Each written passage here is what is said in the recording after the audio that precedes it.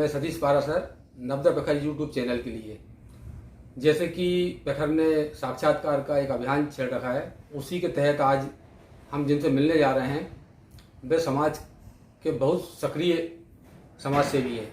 जबलपुर से लेकर भोपाल तक जिनका एक नाम, जाना पहचाना नाम है, जो वर्षों से समाज सेवा सक्रिय हैं, महासभा के सदस्य रहे हैं। इसके अलावा अखिल भारतीय विचार मंच के जो प्राण हैं, उनके बिना विचार मंच अधूरा लगता है। वाक पटुता के धनी, उन्हें अगर समाज का बीरबल कहें या चाणक्य कहें तो अतिशयोक्ति ना होगी। ऐसे ही हमारे बीच हैं श्री गोविंद गुहा जी, जिनसे आज नमस्कार। मैं गोविंद गुहा। आपका थोड़ा परिचय दीजिए। मैं जबलपुर से समाज में सक्रिय हुआ। परिचय देने के पहले मैं नवदा प्रखर की संपूर्ण टीम, श्री शैलेंद्र भाई और सतीश भाई को बहुत बहुत धन्यवाद देना चाहता हूं कि उन्होंने मुझे इस लायक समझा। और इसी के साथ में दीपावली की संपूर्ण समाज को भी शुभकामनाएं देना चाहूँगा। इसके साथ मैं अपना परिचय, मैं गोविंद मांगीलाल गुहा, जबलपुर में हमारे पिताजी मांगीलाल जी गुहा स्वतंत्रता संग्राम सेनानी का मैं बड़ा बेटा हूँ। वे हरदा में स्वतंत्रता संग्राम के संघर्ष में काफ़ी सक्रिय रहे। पोस्ट ऑफिस के बॉक्स में उन्होंने बम लगाए थे, रेलवे लाइन में बम लगाए थे, इसी में गिरफ्तार हुए। 6 महीने की 2 बार सजा हुई। आगे मेरा परिचय ये कि मैं जबलपुर नामती समाज का पहला युवा अध्यक्ष था सन 73-74 में। उसके बाद 2006 से 2012 तक मैं जबलपुर समाज या जबलपुर इकाई का 2 बार अध्यक्ष रहा।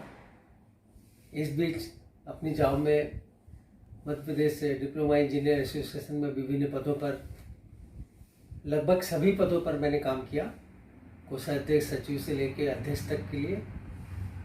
और मैं जहाँ भी पोस्टेड रहा, समाज में सक्रिय रूप से अपनी भागीदारी सुनिश्चित करने का प्रयास मैंने सतत किया। और अब विगत 10 साल से भोपाल में हूँ।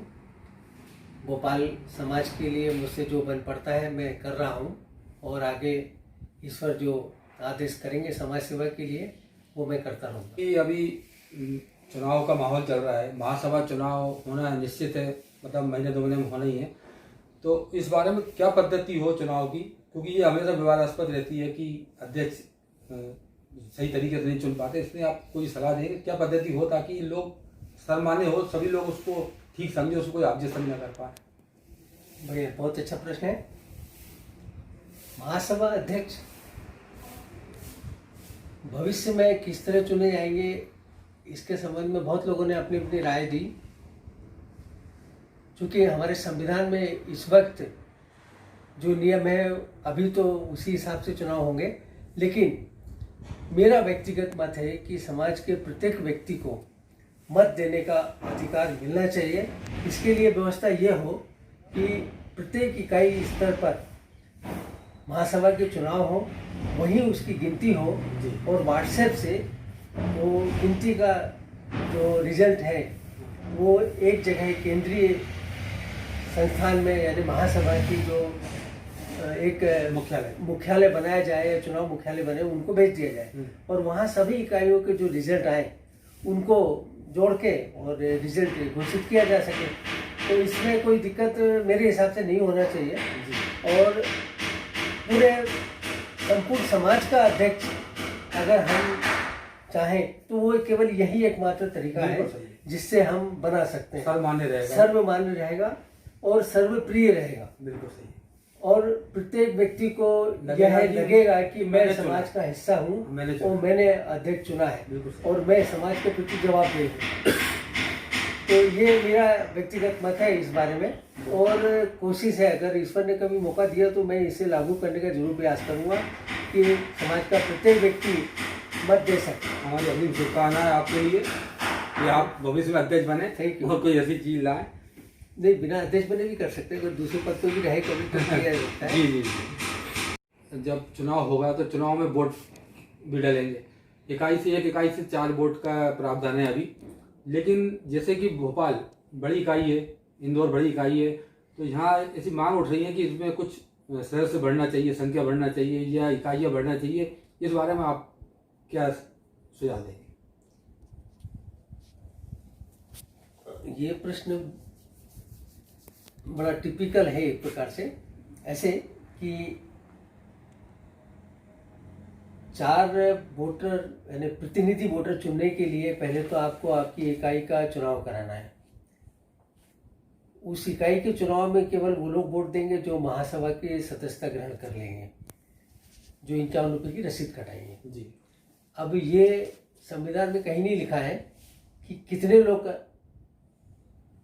आपकी इकाई का अध्यक्ष चुनेंगे। अगर 4 लोग आके वोट देते हैं हाँ। और अध्यक्ष चुन लेते हैं तो आपको मानना पड़ेगा। गलत होगा।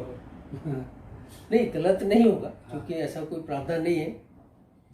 तो इस तरह अगर सोचा जाए कि 4 लोग मिलके अपना अध्यक्ष चुन लें तो भोपाल में 5-6 इकाइयाँ तो कम से कम होनी चाहिए कि वहाँ सभी लोग सभी जगह अपना अपना अध्यक्ष चुन के और प्रतिनिधि 4 प्रतिनिधि वो जो कि 51 रुपये देंगे तो वो प्रतिनिधि भी बन जाएंगे महासभा के।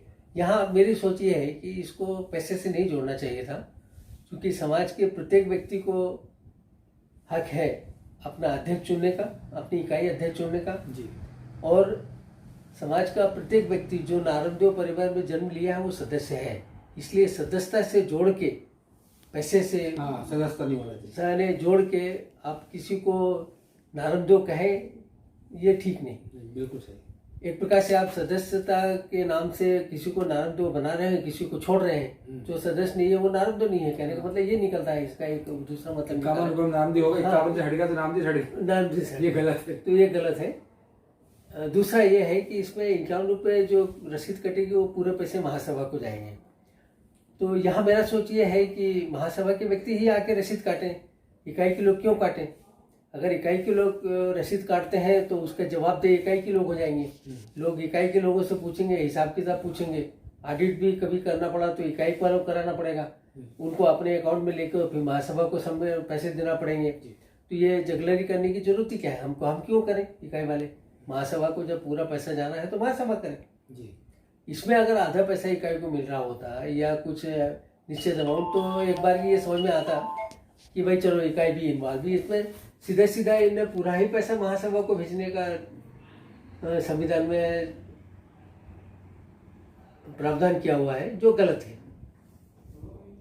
इस तरह भोपाल जैसी इकाई के लिए अब 2 बात हो गई, या तो इकाइयाँ बढ़े और नहीं तो जैसा कि संविधान में प्रावधान है कि हर 400 के बाद में प्रत्येक 200 पे 1 प्रतिनिधि वोटर बढ़ता चला जाएगा जी। तो इस तरह आपको हर 400 के बाद में 200 वोटर बनाना पड़ेंगे। वोटर बढ़ाना मतलब सदस्य बनाना पड़ेंगे। तो इतने सारे सदस्य आज की डेट में किसको फुर्सत बनाने की जी? क्यों मैं 200 वोट तब इकट्ठे करूं क्योंकि एक प्रतिनिधि भेजना मुझे, तो या तो वो प्रतिनिधि जो वोट डालने के इच्छुक हो वो 200 वोट इकट्ठे करके लाए। भाई जिस जमाने में आज तो खैर और भी मुश्किल है कोरोना के कारण, पॉपुलेशन के हिसाब से नहीं हो सकता कि इतनी पॉपुलेशन है तो होना चाहिए था, यही होना चाहिए था। समाज की इतनी पॉपुलेशन है तो कम से कम इतना प्रतिनिधि होना, इसको बहुत कम मतलब उसमें नॉमिनल पैसे में रख के तो 10-15 रुपये 20 रख के और आधा पैसा इकाई को देते, आधे महासभा को जाते तो भी लोग इंटरेस्ट लेते। अभी भी लोगों को कंफ्यूजन है बहुत ज़्यादा कि जो रसीद कटाएगा वही महासभा में वोट देगा, और भाई इकाई का जो सदस्य वो क्यों नहीं देगा? या मैं पिछली बार 2 बार से वोट दे के आ रहा हूँ, मैं इस बार रसीद नहीं कटाया तो वोट नहीं दूंगा क्या? बिल्कुल सही। मतलब मैं सदस्य नहीं रहा, मैं तो पहले से सदस्य हूँ जब तो मैं 2 बार वोट दिया हूँ। बिल्कुल सही। तो ऐसा नहीं होना चाहिए, ये इसमें थोड़ी संशोधन की जरूरत है। और भोपाल जैसी बड़ी बड़ी जो इकाइयाँ हैं जहाँ पे सदस्य संख्या वाकई बहुत ज़्यादा है, मतलब यहाँ 2014 में आज से 6 साल पहले हमने करीब 3300 के आसपास जनसंख्या काउंट की थी भोपाल की। 3300 या 3500 तो चूंकि आज 6 साल के बाद त्योड़ी तो कम से कम मान लो आप 4000 50 तो हो जाएगी, तो 5000 लोग तो होंगे कम से कम। पता नहीं 5,000 का मतलब हुआ कि यहाँ 1,500 से ऊपर परिवार है, हाँ क्योंकि आज की डेट में एक परिवार में दो तीन हाँ, सदस्य दो तीन ज़्यादा है सदस्य नहीं होते है। हैं, हाँ और भोपाल जैसी जगह में बुजुर्ग लोग ज़्यादा है तो हाँ। उनके बच्चे बाहर हैं, हाँ इसलिए यहाँ परिवार ज़्यादा है, सदस्य कम है। सदस्य कम है। तो उस हिसाब से यहाँ 1,500 से ऊपर परिवार हैं, और इतने परिवारों से संपर्क करना, उनको सदस्य बनाना और फिर वोट देने के लिए प्रतिनिधि चुनना, हाँ, typical। तो ये बहुत ज़्यादा Typical। टिपिकल है। इसकी बजाय इकाई अध्यक्ष पे भरोसा करते हुए हाँ संख्या बढ़ा देना चाहिए। संख्या बढ़ानी चाहिए। आप इकाई अध्यक्ष भी चूंकि चुना हुआ है, हाँ हाँ तो उस पे समाज को भरोसा करना चाहिए, जी, और समाज को भरोसा करना मतलब महासभा को भी भरोसा करना चाहिए। बहुत बढ़िया। तो इस तरह मेरा मत था कि इकाई अध्यक्षों पे भरोसा करें हम, और उनको महत्व दें। उसी मान से, प्रतिमान से वोटर की संख्या कम या ज़्यादा जो भी आती है वो करें। बहुत अच्छा आपने, मतलब बहुत कई लोगों के मन के जिज्ञासा थी वो आपने शांत की, बहुत अच्छे से समझा इस चीज़ को। जैसे कि आपने चुनाव पद्धति का बताया, लेकिन अब महासभा अध्यक्ष भी चुना जाना है नया, तो उस बारे में क्या कल्पना रखते हैं आप? कैसा अध्यक्ष हो, कैसा मतलब उसकी क्या विशेषता है जो अध्यक्ष में होना चाहिए? अध्यक्ष, महासभा अध्यक्ष के लिए एक तो विशेषताएं तो कम पड़ेगी, मेरे व्यक्तिगत हिसाब से तो बहुत सी विशेषताएं होनी चाहिए जिनमें सबको लेके चले, पूरा समाज को घर परिवार मान के चले। उनके लिए ऐसा व्यक्ति हो जिसका सोच यह हो कि पूरा समाज मेरा परिवार है और प्रत्येक बंधु मेरा बंधु है, भाई है, बहन है, माँ है, पुत्र है। और क्षेत्रीयता से हाँ, क्षेत्रीयता से ऑब्वियसली, क्षेत्रीयता तो बहुत छोटी बात है। पता नहीं लोग इस संबंध में ज़्यादा बात कर रहे हैं, मुझे नहीं समझ में आता कि क्षेत्रीयता की बात करने की भी जरूरत है जी। क्योंकि अब चूंकि बात आपने क्षेत्रीयता की है तो मैं 2 लाइन बहुत जरूर बोलना चाहूँगा। लोग भोंगड़ा करते हैं, मुझे भी भोंगड़ा का बताते हैं कि मैंने निमाड़ का विरोधी हूँ, क्षेत्रीयवादी हूँ। मेरे समझ में नहीं आता, 5 साल हो गए भोंगड़ा परिषद को बने हुए, 5 साल में समाज कब टूट गया मुझे नहीं याद है, कितना टूट गया ये भी नहीं पता चला, कितनी इस कारण से कोई सगाई टूट गई हो या शादी टूट गई हो या किसी ने खाने से किसी को मना कर दिया हो या चाय पे ना बुलाया हो, ऐसा भी कभी सुनने में नहीं मिला। लोग पता नहीं क्यों भोंगड़ा करके और बदनाम कर रहे हैं, ये गलत तरीका है, नहीं होना चाहिए, ऐसा कुछ है भी नहीं। हाँ, एक है। और सब समाज एक है, संपूर्ण नामदेव लोग हैं तो नामदेव ही है, नामदेव ही रहेंगे। लोग भले ही कोशिश करें, जो लोग भोंगड़े के हैं, आप आश्चर्य करेंगे भोंगड़े के लोग इस विषय में कोई बात नहीं करते, भोंगड़ा को छोड़ के बाकी लोगों को ज़्यादा तकलीफ है, वो भोंगड़े की चर्चा ज़्यादा करते हैं जी। तो ये दुख की बात है, ऐसा नहीं होना चाहिए। महासभा अध्यक्ष की अपन बात करते हैं। महासभा अध्यक्ष की सोच बहुत बड़ी होनी चाहिए, समाज के बड़े काम कर सके, समाज के अंतिम व्यक्ति तक सिर्फ कहे ना सचमुच पहुंच सके, जी। समाज के जितने वो बड़े लोगों के संपर्क में रहे उतने ही छोटे से छोटे व्यक्ति की भी चिंता करें। किसी भी सामाजिक समस्या को छोटा या बड़ा ना माने, सभी समाज समस्याओं को भी समतुल्य मान के उनका हल करें, समय पे काम करें, किसी भी समस्या को लिंगर आउट ना करें, जबरदस्ती खींचतानी करके, टाल मटोल करके। अच्छे कामों को समय पे पूर्ण करना ही उसके महत्व को बढ़ाएगा, काम सिद्ध होगा। अन्यथा कोई मतलब नहीं है, आप बड़ी बातें करें और काम एक पैसे का ना हो तो ऐसा व्यक्ति कोई काम का नहीं। व्यक्ति ऐसा होना चाहिए जो सचमुच समाज को समय दे सके, और मुझे ये कहने में भी झिझक नहीं है कि पैसा भी दे सके, क्योंकि आप दूसरे से तभी पैसा मांग सकते हैं या मांगने के अधिकारी हो सकते हैं जब खुद पहले आप पैसा दें। आप अगर पहले पैसा देंगे तो दूसरों को भी देने में कभी कोई झिझक नहीं होगी। आप खुद ना पैसा दें और दूसरों से मांगे तो संभावना कम है कि आपको पैसा मिले। इसलिए 2 पैसा देने वाला व्यक्ति हो, मन में दान की इच्छा रखता हो, ऐसा व्यक्ति समाज के अध्यक्ष के लिए, और साथ ही ये ना सोचे कि मुझे बड़वानी जाना है तो इतना पैसा लग जाएगा, मुझे मुंबई जाना है तो इतना समय लग जाएगा, तो यहाँ जाना है तो ऐसा हो जाए। इस तरह टाल मटोल नहीं होना चाहिए। अगर आपको मान सम्मान से कहीं कोई इकाई याद करती है तो जाना चाहिए। तो जाना चाहिए और उनकी समस्याओं को हल भी करना चाहिए। जी। केवल आश्वासन दे के आ जाना ठीक नहीं है। चलते फिरते आश्वासन देना अच्छी बात नहीं। आप जो कर सकें, वाकई कर सकें, वो उतना ही आश्वासन दें। बहुत बढ़िया आपने मतलब। और अच्छा ये हो कि कहें कम करें ज़्यादा। बहुत बढ़िया, ये अध्यक्ष में गुण होना चाहिए। बहुत अच्छी, मतलब बहुत बढ़िया विशेषता गिनाई आपने अध्यक्ष की।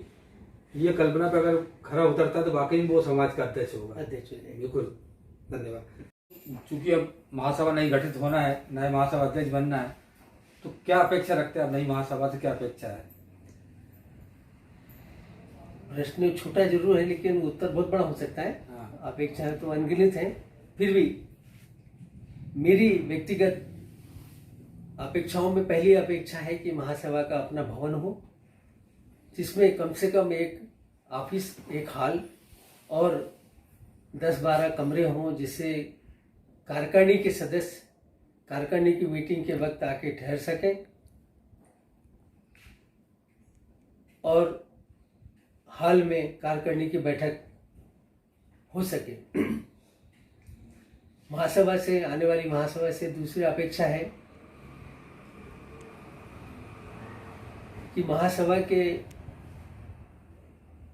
अधिवेशन क्षेत्रीय आधार पर भी होते रहें, जिससे समाज के लोग जुड़ते रहें, महासभा से परिचित होते रहें। अभी हमारा चुनाव जब होता है उसके बाद 4 साल में एक बार या 5 साल में एक बार महासभा का अधिवेशन हो रही है। इसकी बजाय प्रतिवर्ष एक क्षेत्रीय अधिवेशन अगर हो, चाहे वो भोपाल क्षेत्र का हो, निमाड़ क्षेत्र का हो, मालवा क्षेत्र का हो, कहीं भी हो, या गुजरात क्षेत्र का हो, या इधर बॉम्बे पूना तरफ हो,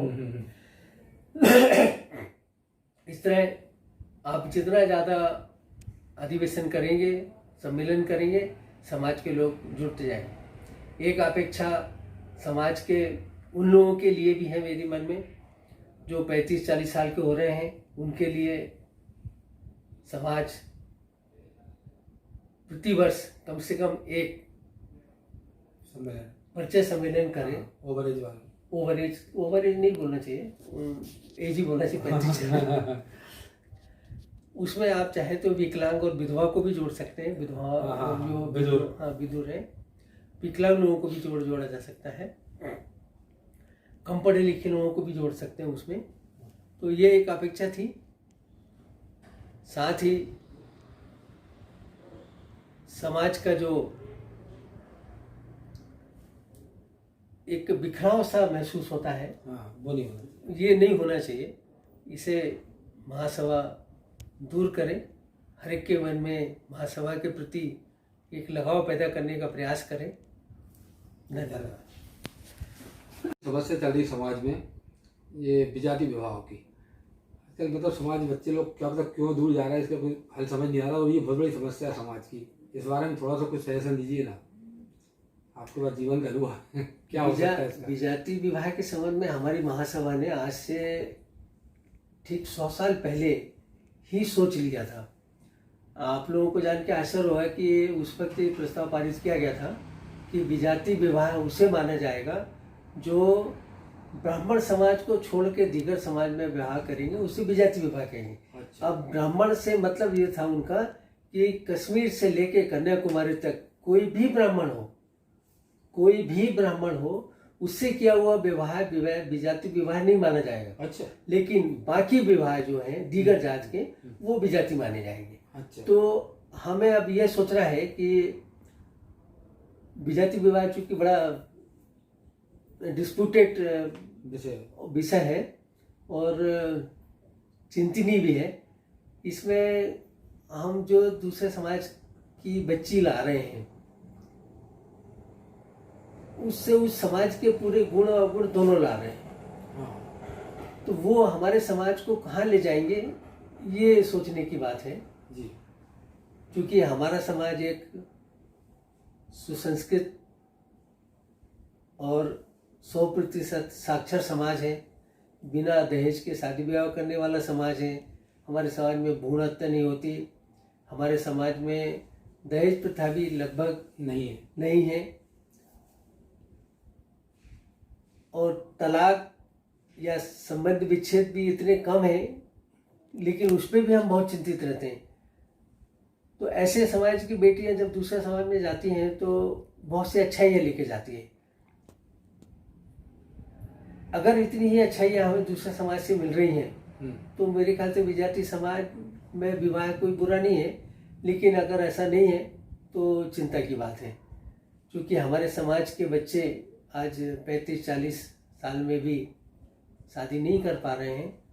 तो मुझे लगता है कि कहीं ना कहीं चिंता का विषय है। ये चिंता का विषय विजाति विवाह के कारण है।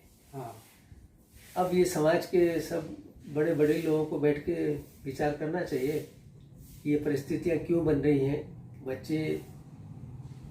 बच्चों के साथ साथ हम इतना उदार मना क्यों बन रहे हैं, या बच्चों के ऐसा हमने क्या पालन पोषण में गलती कर दी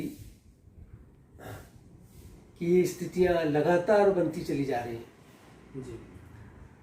चिंता की बात ये नहीं है कि 1-2 विवाह हो रहे हैं। आज की डेट में तो 40 से 50% विजाति विवाह की गिनती में है। ये बड़ा दुखद और सोचनीय मामला है। सब लोगों को गंभीरता से इस विषय पे खास करके युवाओं को साथ लेके विचार करना चाहिए। बिल्कुल, निर्णय उन्हीं को करना है, तो निर्णय उनको साथ उन्हीं को लेना करना है, जरूरी है। इसलिए उनको साथ बिठा के बात करनी चाहिए। हाँ। तो शायद कोई अच्छा हल निकल आए। जी हाँ, बहुत बड़ी चिंता का विषय है। बाकी उसका हल होगा, आज नहीं तो कल होगा। अगर हम सब सोचते हैं तो जरूर हल निकलेगा। अच्छा, आप समाज को कोई संदेश देना चाहते हो? आपके मन में कोई हो संदेश जो भी समाज को देना चाहते हैं? बिल्कुल, मेरे मन में बहुत दिन से थी 1-2 बातें। जब तक समाज के अच्छे लोग समाज के अच्छे काम के लिए आगे नहीं आएंगे, समाज आगे नहीं बढ़ेगा। एक दूसरा, हमारा समाज व्यक्तिगत रूप से वाकई बहुत रईस हो गया है, बहुत संपन्न हो गया, व्यवस्थित हो गया है, लेकिन संस्थाएं हमारी उत्तरोत्तर गरीब होती चली गई। जी। और लगभग सभी संस्थाएं आर्थिक रूप से कमजोर की श्रेणी में है, बीपीएल में है। हाँ। यानी हर एक इकाई को मदद की जरूरत है।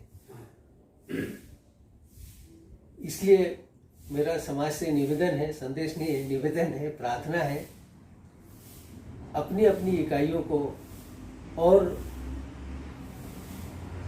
हृदय के कोने में थोड़ी सी जगह महासभा के लिए रखें, कुछ पैसे हृदय में महासभा के लिए भी रखें, और इकाइयों के साथ साथ महासभा को सक्षम बनाएं, इतना सक्षम बनाएं कि कभी किसी व्यक्ति नहीं, किसी इकाई को जरूरत पड़ जाए तो महासभा उसको मदद कर सके। ये हाँ, आज अच्छा प्रश्न एक निकला कि इसमें अभी कुछ जगह ऐसा होता है, अभी मेडिकल का मामला आता है। जैसे कई बार आपने देखा ग्रुप पे कि किसी को स्वास्थ्य के लिए जरूरत पड़ गई, किसी को जो है, तो इसके लिए कोई हल बताइए ना, मतलब क्या हो सकता है कि अपन, ताकि ये हमेशा क्या समझते ही है होता है क्या कि वो ग्रुप पे आता है कि आप इस बच्चे को जरूरत है, आज इसको जरूरत है, फिर हम आपस में कलेक्शन करते हैं। तो इसका कोई स्थायी हल नहीं हो सकता क्या महासभा में? स्थायी हल हो सकता है। इसके लिए अपनी महासभा में एक अक्षर कोष के नाम से महाकोष बनाने का प्रावधान है।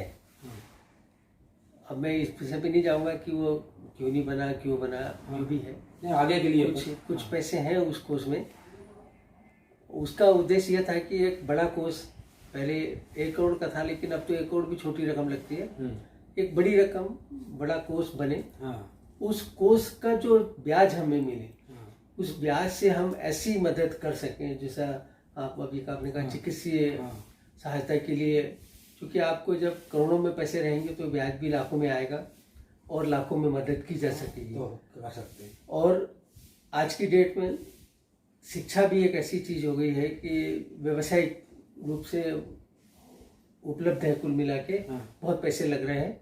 तो जब आपके पास बड़ा कोष होगा, उसमें ज़्यादा पैसे आपको ब्याज आएंगे, तो उस ब्याज से आप बड़ी छात्रवृत्तियाँ बच्चों को दे सकेंगे। गरीबों को पढ़ा सकते। मेरी बड़ी ख्वाहिश थी और मैंने उसमें अक्षत कोष में ये प्रावधान पढ़ा भी है कि बच्चों को 50,000 1 लाख की छात्रवृत्ति दी जा सके। अच्छा। छात्र यानी इस तरह अक्षत कोष से हाँ। ब्याज का जो उपयोग हो। हाँ। अगर हम बच्चों को 1 लाख 2 लाख रुपए छात्रवृत्ति दे पाए तो निश्चित रूप से हम समाज में एक संपन्न बच्चा तैयार कर पाएंगे, बिल्कुल सही। क्योंकि वो पढ़ाई में उसे फिर कहीं सोचने की जरूरत नहीं रह जाएगी सही है। और वो अपना अध्ययन जारी रख सकेगा बिना किसी चिंता के। अक्षर कोष से आगे चल के चूंकि हम जिन बच्चों को मदद करेंगे वे निश्चित रूप से अच्छी जॉब में जाएंगे तो उस पैसे को डबल के रूप में हमको वापस मिलने वाला है। तो आपका अक्षर कोष फिर उसी गति से बढ़ेगा। आज आपने अगर 5 लाख खर्च किए तो आपको आने वाले 5 साल के बाद वो 5 लाख रुपए डबल के हिसाब से वापस आना शुरू हो जाएंगे। तो बहुत अगर ये कोष जितनी जल्दी बन जाए उतनी ही जल्दी उसको डबल ट्रिपल होने के चांसेस बढ़ जाएंगे। और जब पैसे बढ़ेंगे तो आप आपकी इकाइयों को मदद कीजिए, कुर्सी नहीं है उनको 100 कुर्सी का पैसा दीजिए, उनकी छत नहीं डली उनको छत का पैसा दीजिए, उनको चिकित्सा के लिए किसी को जरूरत है तो उसको पैसा दीजिए। आप रोजगार पूरा तरह, अरे आप जब पैसा रहेगा तो आपको ज़्यादा सोचना नहीं पड़ेगा, चिंता नहीं करना पड़ेगी। आज व्हाट्सएप पे हम 1000-500 रुपये इकट्ठा करके किसी की मदद करते हैं, लेकिन मुझे ऐसा याद नहीं है कि एक आध केस को छोड़ के हमने किसी की पूर्ण रूप से सहायता कर पाए हो। शायद एक बच्ची थी जो जल गई थी, उसको 70-72 की जरूरत थी तो हमने उसके काफ़ी 3-4 लाख रुपए दे दिए। अच्छा हुआ, उसकी पढ़ाई के भी काम आ जाएंगे। लेकिन ऐसा हर बार नहीं होता। तो ये हमेशा की समस्या का हल ही अक्षत कोष अगर अच्छा बन जाए तो हमेशा ये समस्या ये हमेशा के लिए दूर हो जाएगी और उससे आपकी बहुत सी दीगर प्रॉब्लम खत्म हो जाएंगी। जी। आपको महासभा अधिवेशन करने के लिए चंदा नहीं लेना पड़ेगा, आपको कार्यकारिणी की बैठक करने के लिए बार बार किसी के हाथ नहीं जोड़ना पड़ेंगे इकाइयों के। आपके पास पैसा रहेगा, आप उसमें से निश्चित फंड 25,000 50,000 1 लाख रुपए दे सकते हैं, हर तीसरे महीने खर्च कर सकते हैं। आपको कोई पूछने वाला नहीं रहेगा। बिल्कुल। अब यह है कि व्यवस्थित रूप से समाज को, समाज के संगठन को आगे बढ़ा सकेंगे, लेकिन उस सबसे पहले आपको एक बड़ा कोष बनाना पड़ेगा। एक ही काम करके आप बहुत से काम अपने आप कर पाएंगे। जी, धन्यवाद, बहुत बढ़िया। ये थे श्री गोविंद गुहा जी, जिनों के पास अनुभव का भंडार है। प्रश्न अनेक हो सकते हैं, घंटों बात की जा सकती है, लेकिन समय अभाव कारण अब हमसे विदा लेते हैं। मिलते हैं अगले वीडियो में किसी और शख्सियत से। तब तक के लिए नमस्कार।